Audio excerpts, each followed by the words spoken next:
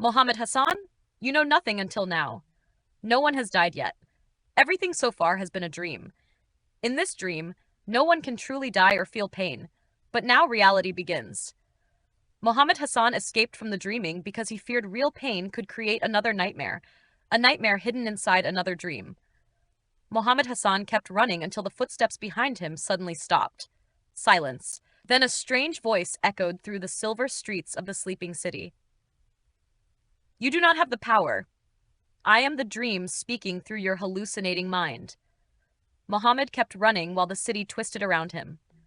The walls stretched endlessly upward, and the stars above moved in impossible 5D patterns across a sky that bent like broken glass. Shadows walked backwards through time while floating clocks spun silently above the streets. You hear silence now, the voice whispered from everywhere at once, because silence owns the path. Mohammed slowly turned around, breathing heavily. He reached toward the air itself, and suddenly memories opened like doors inside other memories. Every thought felt connected to another reality. Every step you ever took, the dream said softly, already existed inside me before you were born. Then gravity shattered.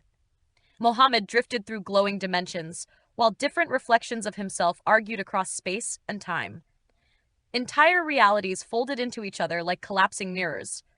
The dream laughed. This is no longer fear. This is the awakening of the fifth dimension. And for the first time, Mohammed Hassan stopped running. He stepped deeper into the unknown. Thunder exploded across a broken purple sky as Mohammed stood alone in an abandoned street. Suddenly, the dream appeared before him as a shifting shadow covered in thousands of glowing eyes. You cannot escape me, it said, its voice echoing from every direction at once. Mohammed clenched his fists. Every pain from real life felt heavy inside him, but he carried it like armor. The ground cracked apart. Reality opened into endless floating dimensions, twisting existence into violent 5D waves. The dream attacked first, bending time itself, so Mohammed was forced to relive every fear again and again. But Mohammed pushed forward through the illusions. Pain made me stronger than your darkness, he shouted. Every strike shattered another layer of the nightmare world. Sparks burst across the collapsing sky while dimensions folded inward uncontrollably. The dream screamed as its own maze began breaking apart. Then Mohammed stepped directly through the collapsing illusion and faced reality without running. No one died. The dream slowly whispered, Do you remember the hide-and-seek game you played? Then let us play again. The voice became louder. Hide and seek. I seek. You hide. Go 1, 2, 3, 4, 5, 6, 7, 8, 9, 10. Mohammed Hassan ran in fear through endless darkness. He could never fully see the dream because the dream itself had no true form. Yet somehow it always knew exactly where he was. It caught him almost instantly, and Mohammed realized the nightmare had returned. The pain grew stronger every second. He felt close to death. Then suddenly he fell asleep inside the nightmare itself. Inside this deeper dream, Mohammed finally had power, but only for a moment.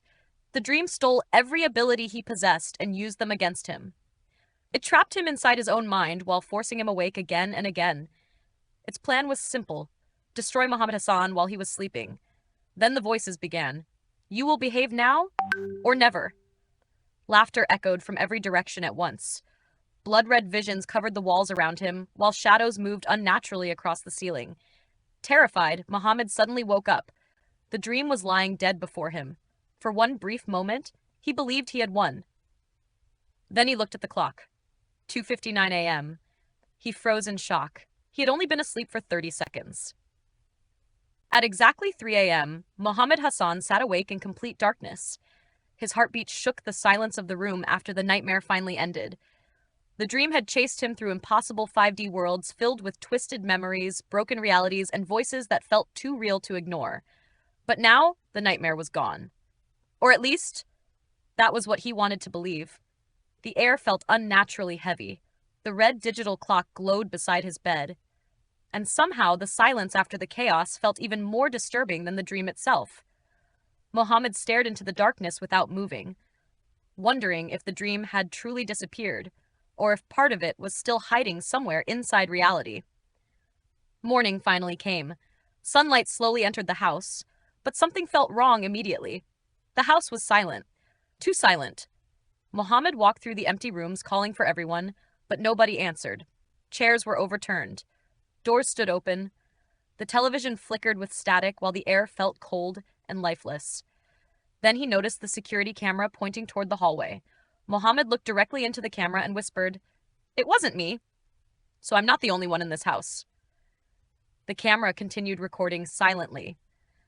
Then somewhere deeper inside the house, a floorboard creaked.